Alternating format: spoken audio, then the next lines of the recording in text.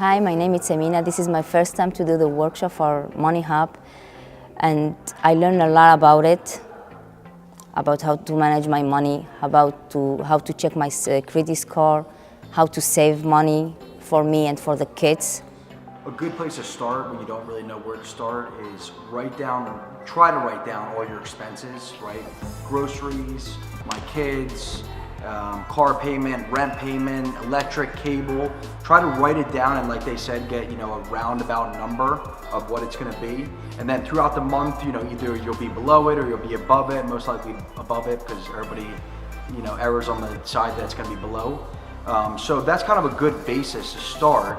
And once you know, kind of how we said, is conscious of where your money's coming from and where it's going, you can kind of get in control of your finances. I learned a lot, and I'm thankful for this workshop and for the school to invite the parents and to invite you to give your time to us, to explain to us everything, how to deal with our money, how to build our score, like credit score.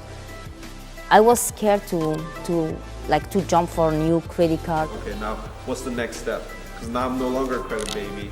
Now I need to get my credit score from being good, which is 650 to 720, to great, which is 750 and up.